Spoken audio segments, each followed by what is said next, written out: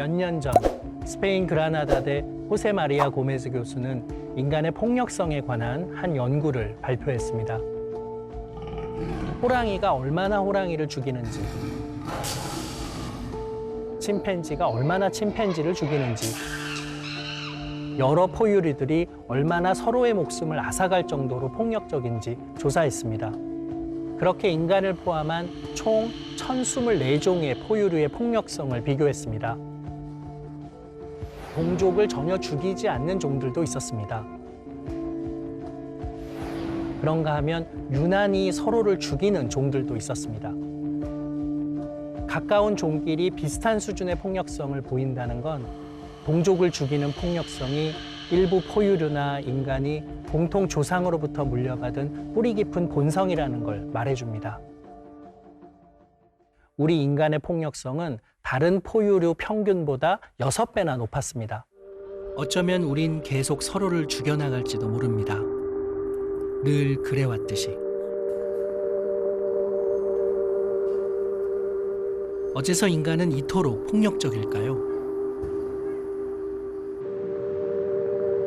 연쇄 살인을 저지른 유영철이 살해한 뒤 야산에 묻은 여성이 한 명 더 있다는 진술을 했습니다. 초등학생 3명이 여교사를 남편을 살해한 살해했습니다. 부인이 시신을 넉 달 동안 남편 살해 사건을 수사하고 있는 경찰이 장비안들이 흉기를 마구 휘둘러 그래서 한 3명이 총에 맞아 숨진 채 발견된 사건. 무차별 폭행, 살인, 테러, 전쟁. 하루가 다르게 경악스러운 사건들이 쏟아집니다. 이젠 웬만한 뉴스에는 무감각해질 지경이죠. 인간은 어떻게 이렇게나 끔찍한 행동을 할 수 있을까요? 인간의 행동, 그 모든 것은 실은 뇌에서부터 시작됩니다. 폭력도 마찬가지죠.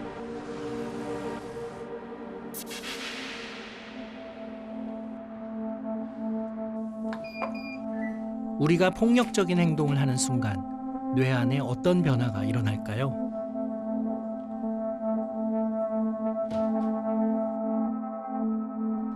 이 질문을 풀기 위해 한 연구자의 실험실로 들어가 봤습니다.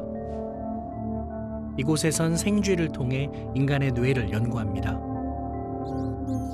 생쥐와 인간의 기본적인 뇌 구조는 물론 폭력을 일으키는 뇌의 영역도 서로 상당히 비슷하기 때문입니다. 인간에서 공격성을 유발한다고 알려진 주요한 지역들이 있는데 주로 나타나는 곳이 전두엽 피질, 그리고 편도체, 그리고 시상하부라고 불리는 지역이 있는데 마우스에도 유사하게 그런 지역들이 공격 행동, 그 폭력과 관련된 지역으로 나타나고 있습니다. 쥐의 뇌, 그중 어떤 영역이 폭력적인 행동을 일으키는 걸까요?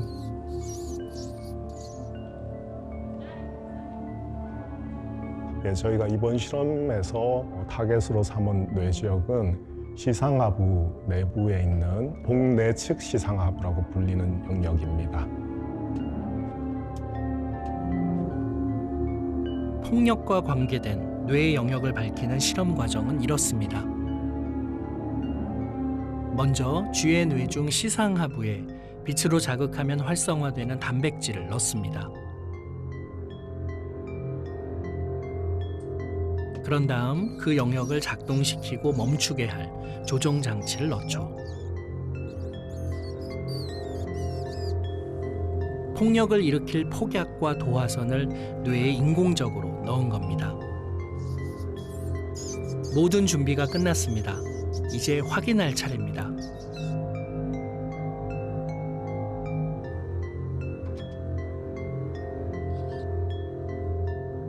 보통 수컷쥐는 자신의 영역에 들어온 암컷을 따라다니며 교미를 시도합니다.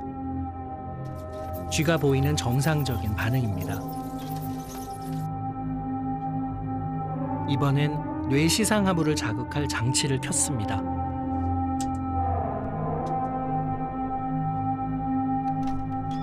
평상시 암컷을 따라다니던 수컷쥐가 시상하부를 활성화시키자 동시에 격렬하게 암컷을 공격합니다.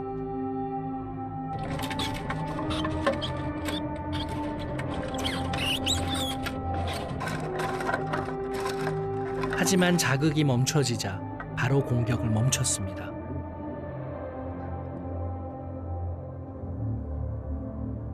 뇌 안에 존재하는 공격 행동을 유발하는 신경세포의 한 지역으로 이 복내측 시상하부가 작용할 수 있다는 것, 그리고 저희가 여기에 있는 신경세포의 스위치를 켜면 결과적으로 공격 행동이 유발될 수 있다는 것을 보인 것이라고 말씀드릴 수 있겠습니다.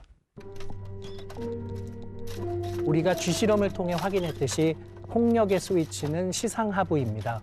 시상하부를 자극하면 우리는 폭력적인 행동을 하죠. 시상하부와 함께 작동하는 또 다른 폭력 스위치가 있습니다. 편도체입니다. 이곳을 통해 인간은 두려움과 공포를 감지합니다. 두려움과 공포는 종종 폭력으로 이어지죠.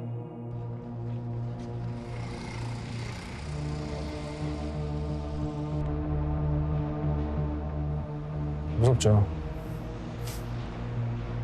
많이 무서웠습니다, 처음에. 맞는 게 제일 무섭죠. 육감적으로 소리로도 들려요. 뼈가 부러지는 소리가 들리고요. 맞는 게 싫어서 운동을 시작했던 것 같아요.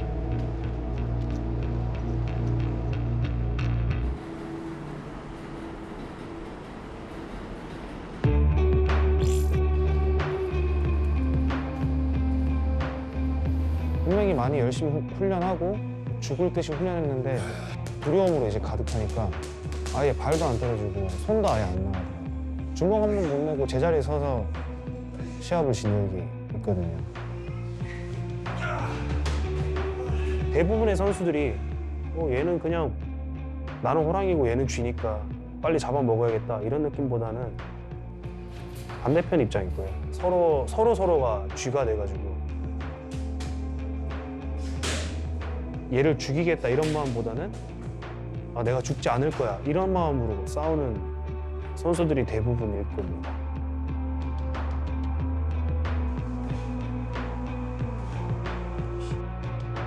승리에서 오는 쾌락은 정확하게 얘기하면 안도감 같은 거죠.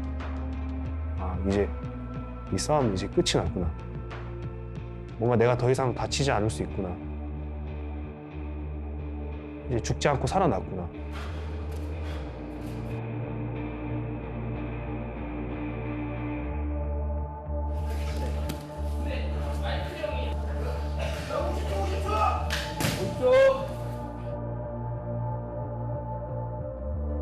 생존 본능이 아무래도 크게 적용되는 것 같아요.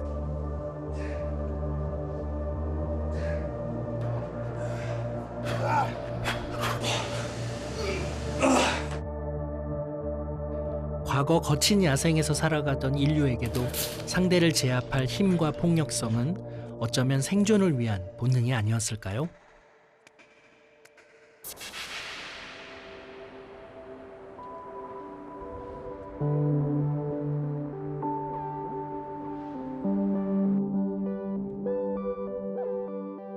진화 심리학자들은 인류의 과거 수십만 년 역사 속에서 폭력성의 근원을 찾고 있습니다.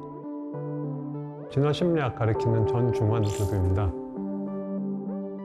그는 인간의 마음과 능력은 하루아침에 만들어지는 것이 아니라 생존에 필요하고 또 이익이 되는 방식이 오랫동안 뇌에 축적되어 나타나는 것이라고 봅니다.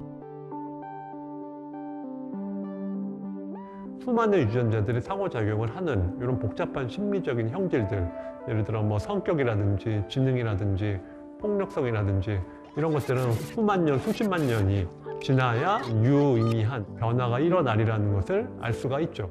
과거에 수백만 년 전에 수렵 채집 환경에서 어떤 특정한 목표, 다시 말해서 음식물이나 영토 혹은 짝짓기 기회를 놓고 어떤 상황에서는 그야말로 폭력을 휘둘러서 자원을 독점하는 게 훨씬 더 유리한 상황도 많았을 겁니다.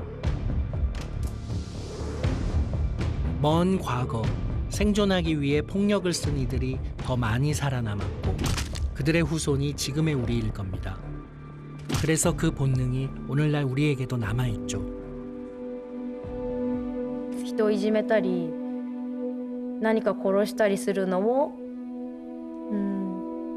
実は楽しんでいたりするんじゃないのかなと두 명의 이제 남자가 들어와서 이제 DVD를 고르는 척하다가 갑자기 이제 저한테 흉기를 들이대더라고요.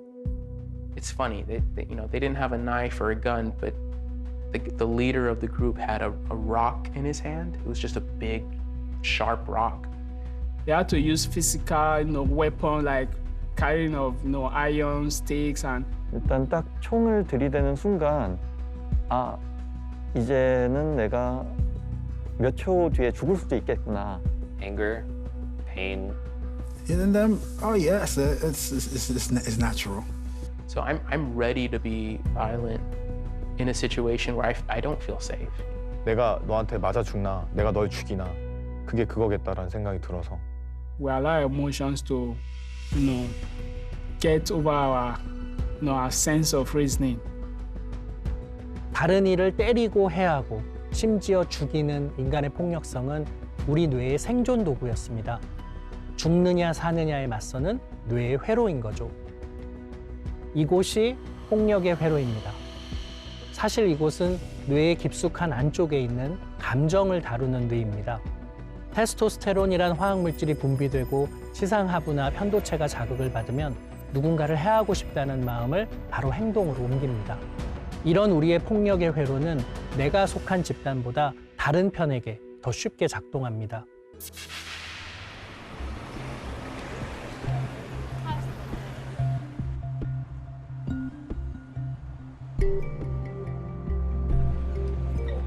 우리는 언제 어디서나 나와 너, 우리와 그들로 편을 나눕니다. 인종, 민족, 국적, 종교, 심지어 응원하는 팀까지도 나누죠. 일단 내 편과 다른 편으로 나누고 나면 치열하게 싸워 이기려 합니다. 대체 우리는 왜 이런 걸까요? What I think people have is the capacity to form a sense of us and them. And you even see this in work with very young kids. 4 or 5-year-old children have a sense of in-group and out-group. And you can create this in the lab.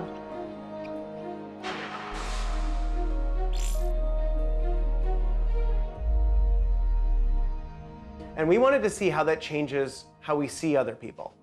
And so what we did was we showed people images of faces that ranged from human to doll-like. And we wanted to see how much humanness do you need in a face before you start to see them as having a mind.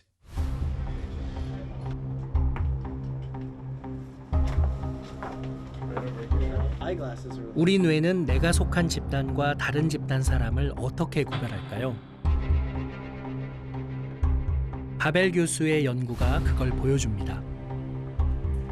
Okay, how are you doing in that? We're just now going to start the study.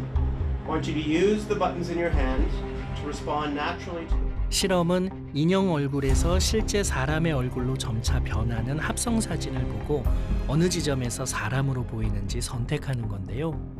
내가 속한 집단과 그렇지 않은 집단 사람들의 사진을 보게 됩니다. What we found in particular is that if somebody's part of your group and you care about that group, you start to see a mind really quickly. If they're part of an out group, it takes a lot more visual evidence that they're human before you start to see them as having a mind. 내 집단에 속한 사람의 경우 인형에 가까운 얼굴도 사람으로 보인다고 응답했죠. 다른 집단에 대해선 분명히 인간으로 보일 때까지 사람이라고 답하지 않았습니다. 두 집단에 대한 판단 기준이 달랐던 겁니다. And we wanted to see if this affected how people saw these groups. What we're able to do is when we took people into the scanner is look at how this affected the brain activation. We were able to find activation in parts of this study. One of the regions we found was the posterior superior temporal sulcus in regions that were involved in thinking about other people as human or having minds. 우리 뇌는 상당히 편파적이었습니다. 다른 집단의 사람들을 아주 쉽게 비인간화했습니다. If you look throughout history and look at propaganda that's used against other groups, in cases where there's genocide in countries and mass violence. There's often propaganda trying to get people to see them as vermin, like a rat or a cockroach. And that means that you're starting to create an image of this outgroup as less than you, and therefore they deserve less human rights and worse treatment.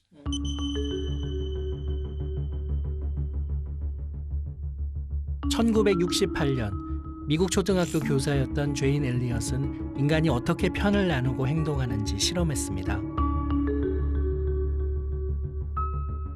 그녀는 어느 날 반 학생들을 푸른 눈과 갈색 눈으로 나누고 푸른 눈 아이들이 뛰어난 우등생들이라고 말했습니다.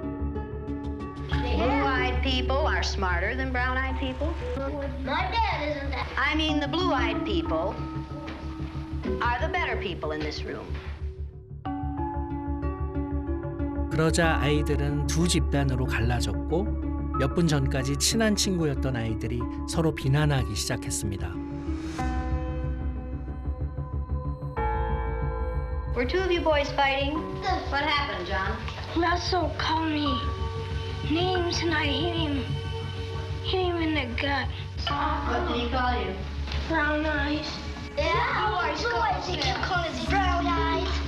What's wrong with being called brown eyes? It means that we're stupider. Well, not that. I watched what had been marvelous, cooperative, wonderful, thoughtful children turn into nasty, vicious, discriminating little third graders in a space of 15 minutes. 아이들의 실험은 오래전에 끝났습니다. 그러나 우리는 지금도 여전히 아주 사소한 것으로도 끊임없이 구별짓고 있습니다. In my country, for example, we have, we're in the southern part of the country. We're majorly Christians. Then the northern part of the country, we have Muslims. So sometimes we have a lot of violence, sometimes because of maybe religious issues or one or two things. So sometimes we get to that time when we have to say it's us versus them. So we've had that. I've had that before. 중학생 때는 친구들끼리 편을 나눠서 그 친구들끼리 다니는 무리를 막 만들고 그 무리랑 다른 무리 애들끼리 막 싸우고 그랬던 적이 많은 것 같아요. Places of business saying foreigners are not allowed. Like when you want to go to a bar and they're like, oh, here foreigners are not allowed here, or people from this country are not allowed here, and you're like, why?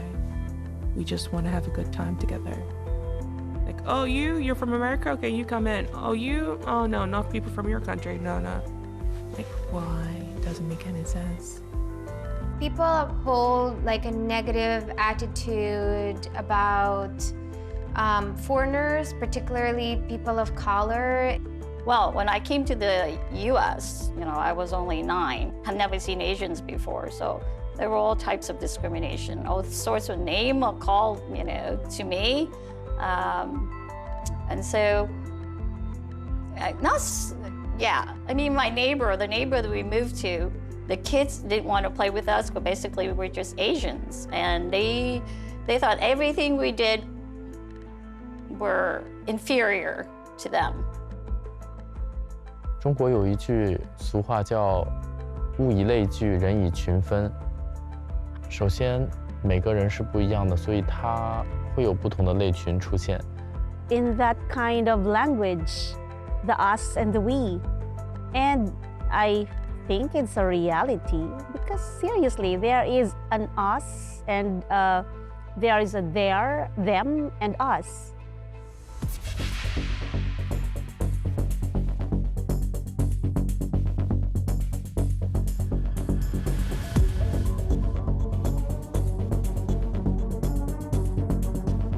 (20세기에) 큰 세계대전도 있었고 인간의 폭력성은 더 증대되고 있고 잔인하고 끔찍한 사건들은 더 많이 늘어나고 있는 건 아닌가라는 생각이 들어요. 선사시대 유적지들에서 유골들을 조사를 해보면 평균 15%가 타인에 의해서 폭력적으로 살해를 당했거든요.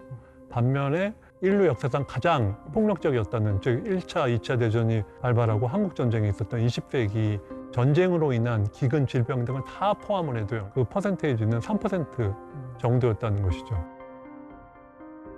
글쎄요, 폭력이 줄고 있다니 저는 도무지 실감나지 않았습니다. 하지만 통계는 제 생각과 달랐습니다. 먼저 선사시대부터 20세기까지 전쟁으로 인한 사망률이 약 5배 정도 준 것을 볼 수 있었습니다. 유럽 각국의 살인율도 지난 몇 세기 동안 극적으로 줄었습니다. 중세시대와 비교하면 35분의 1 수준이었습니다. 비국가사회의 전쟁으로 인한 사망률과 20세기 국가사회의 전쟁 사망률도 극명하게 차이가 났습니다. 20세기 국가사회의 전쟁 사망률이 5분의 1 수준이었습니다. 과거에는 평화롭고 사람들이 착했다라는 이런 일반적인 믿음과는 달리 훨씬 더 폭력적이었고 타인에 의해서 아무렇지도 않게 살해당할 가능성이 매우 높은 반면에 누구든지 다른 사람을 때리면 내가 혼내줄 거야 라고 얘기를 하는 이런 중앙 집권적인 통치체제, 국가 권력이 성립을 하면서 그 폭력이 비약적으로 줄었다는 것을 보여준다는 것이죠. 지금까지 인간 문명에서 폭력을 제어하기 위해 등장한 굉장히 다양한 기제들이 있는데 그중에 실제로 폭력을 가장 효과적으로 제어했던 기제는 뭐라고 생각하세요? 상호 협력과 평화를 유도하는 공감이라든지 도덕심이라든지 자기 통제, 이성, 상대방의 어떤 죽음이나 그 상처를 입는 것보다는 상대방의 번영을 순전히 나의 이득을 위해서 바라게 되었다는 것이죠. 다른 동물들은 그러지 않는데 우리는 그렇게 폭력을 제어하는 제도나 법을 만들었던 굉장히 근본적인 기원은 뭘까요? 과학 그리고 어떤 인본주의가 이러한 폭력의 감소라든지 인간 생활의 전반적인 향상을 이끌었다는 것이죠. 한마디로 이성이라는 것이죠. 이성, 인간이 가진 놀라운 힘입니다. 과거에는 위협적인 경쟁 상대가 보이면 그 사람을 때리거나 죽여서 식량을 빼앗고 필요한 걸 얻는 게 가장 효과적인 생존 전략이었을 겁니다. 하지만 세상은 점점 변해왔습니다. 지금은 내가 직접 맞서 싸우기보다 국가나 제도가 그 일을 하게 만들어 점점 폭력을 줄여왔죠. 오랜 시간 동안 우리는 인간다운 해결책을 찾아온 겁니다. 그래서 이젠 법과 제도를 만든 합리적인 이성과 서로를 이해하고 협력을 이끈 공감 능력이 우리를 지켜주는 우리 본성의 선한 천사가 되었습니다. 그 이성 역시 우리 뇌의 한 부분입니다.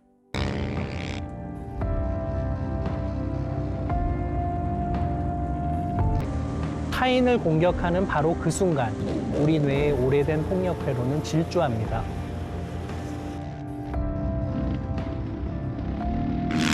하지만 우리 뇌는 이 회로를 멈출 브레이크도 가지고 있습니다. 폭력의 브레이크이자 셧다운 버튼은 바로 전전두엽입니다. 자신의 행동과 감정을 통제하고 인간의 이성을 지켜주는 곳입니다. 뇌의 가장 바깥 영역, 그 가운데에서도 인간을 인간답게 만들어줄 이성의 뇌, 전전두엽이 작동하여 우리는 내 편을 넘어 다른 편을 이해하고 공감하게 됩니다.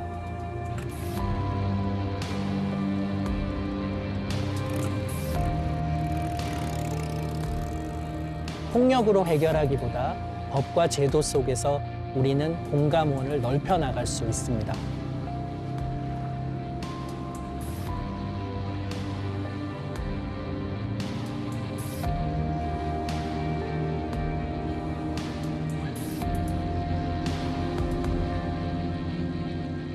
아는 것이 힘이라고 이야기합니다.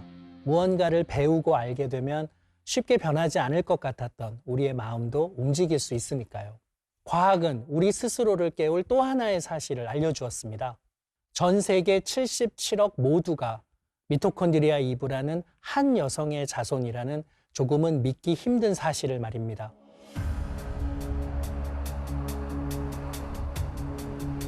미토콘드리아 이브란 과학적 발견을 어떻게 해석해야 할까요? 저는 유전자를 이용해서 생물의 진화 그리고 인류의 진화를 연구하는 집단 유전학이라고 하는 학문을 하고 있는 학자입니다.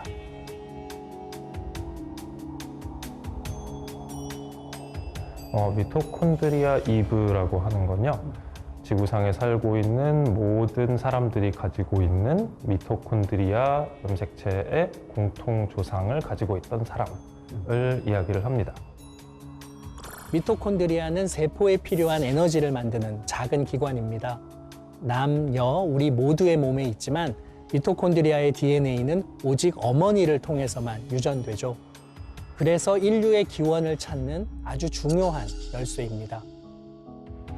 그러니까 제 몸에 있는 미토콘드리아는 저의 어머니에게서 왔고 저의 어머니의 미토콘드리아는 외할머니에게서 왔습니다. 이렇게 어머니의 어머니의 어머니를 따라 거슬러 올라가면 하나의 어머니, 미토콘드리아 이브를 만나게 됩니다. 미토콘드리아 이브, 즉 현재 모든 인류의 어머니는 20만 년 전 아프리카에 살았던 한 여성으로 밝혀졌습니다. 사람은 지구상에 75억 명, 80억 명이 살고 있는데 침팬지나 고릴라나 이런 종들은 많아야 몇만 마리, 10만 마리 정도의 개체를 가지고 있습니다. 침팬지 50마리, 100마리가 이루어서 살고 있는 같은 무리 안에 매일 얼굴을 보고 살고 있는 두 개체를 뽑아내서 이 둘 사이의 유전적인 차이를 비교해 보았을 때 저와 아프리카인이 가지고 있는 차이보다 훨씬 더 몇 배 더 커다란 유전적인 차이를 가지고 있습니다. 이런 것이 알려주는 가장 큰 특징은 사람은 굉장히 최근에 숫자가 많이 늘어난 종이라고 할 수 있을 것 같습니다. 지금 아프리카 바깥에서 살고 있는 대부분의 유라시아 사람들의 공통조상은 한 6만 년 전에는 중동에 살고 있던 겨우 몇천 명의 사람들로 다 수렴을 한다는 이야기가 됩니다. 그렇기 때문에 우리가 지금 겉으로 보기에 상당히 달라 보이는 모습을 하고 문화적인 모습을 하고 살고 있어도 유전적으로도 다양하지 않고 집단들 사이의 차이도 별로 크지 않은 그런 종이 되겠죠. 그러니까 그 수만 년 동안 급속도로 인구가 늘어나고 달라져 보이지만 유전적 관점으로 보자면 한 가족이었네요. 예, 그렇습니다. 예, 그렇게 작은 차이, 그런 차이들이 생겨나기 훨씬 이전에도 많은 사람들이 살았고 계속 움직여 다니고 서로 혼합을 했고 그런 긴 역사를 우리가 공유하고 있기 때문에 아주 최근에 발생한 그런 차이들을 강조를 하는 것이 이렇게 정당화될 수 있는 일인지 좀 의문이 많이 듭니다. 인간이 인간에게 얼마나 잔인했던가요? 인종, 민족, 나라, 종교, 이데올로기, 수천 수만 개의 벽, 셀 수 없는 만행들, 차별하고 파괴하고 증오했던 과거. 하지만 미토콘드리아라는 작은 물질을 따라 거슬러 올라가 보면 결국 우리 인류는 하나였습니다.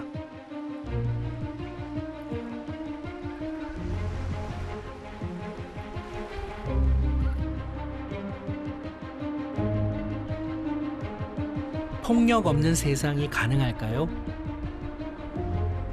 우리는 수없이 구별짓고 편을 나누고 서로에게 폭력을 저질렀습니다. 하지만 우리 뇌의 폭력 스위치가 언제 어떻게 켜질지 이해한다면 우린 좀 더 인간답게 살아갈 수 있을 겁니다.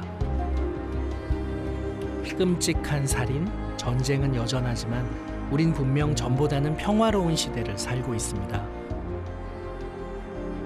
우리가 이성을 포기하지 않는다면, 폭력보다 이성이 빛을 발할 수 있는 환경을 유지해 나간다면 우리의 후손들은 우리보다 더 평화로운 뇌를 지닌 종으로 진화할 수 있을 겁니다. 그리고 그들의 세상은 오늘까지의 그 어떤 시대보다 평화로울 겁니다.